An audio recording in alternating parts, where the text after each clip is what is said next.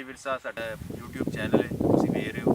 ਅੱਜ ਅਸੀਂ ਜਨਾਬ ਇੱਥੇ ਮੌਜੂਦ ਹਾਂ ਰੱਖ ਹਰਦਤ ਸਿੰਘ। ਇਹ ਪੰਜਾਬ ਪਾਕਿਸਤਾਨੀ ਪੰਜਾਬ ਤੇ ਇੰਡੀਅਨ ਪੰਜਾਬ ਇਹ ਬਾਰਡਰ ਦੇ ਉੱਤੇ ਪਿੰਡ ਹੈ ਜੀ।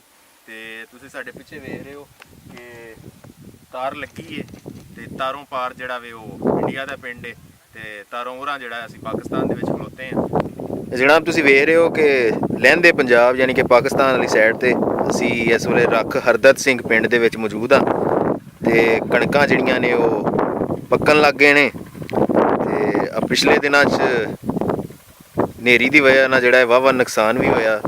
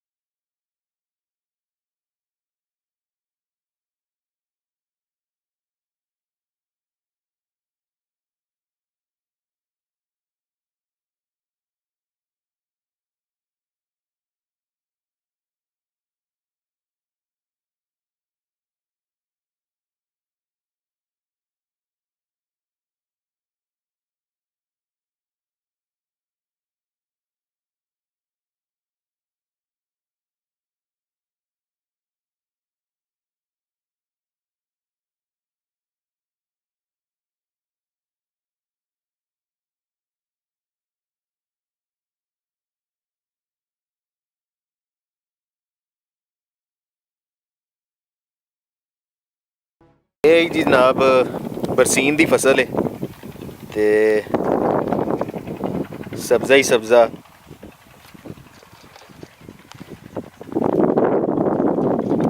ਤੇ ਯਕੀਨ ਮੰਨੋ ਸਾਡੇ ਪਿੰਡਾਂ ਥਾਵਾਂ ਦੀ ਇਹੀ ਖੂਬਸੂਰਤੀ ਹੈ ਪੰਜਾਬ ਦੀ ਕਿ ਹਰ ਪਾਸੇ ਅੱਖਾਂ ਨੂੰ ਠੰਡ ਪੈ ਜਾਂਦੀ ਹੈ ਤੇ ਅੱਜ ਕੱਲ੍ਹ ਅਸੀਂ ਸ਼ਹਿਰਾਂ ਦੇ ਵਿੱਚ ਇਹਨਾਂ ਨਜ਼ਾਰਿਆਂ ਤੋਂ ਮਹਿਰੂਮ ਰਹਿ ਗਏ ਹਾਂ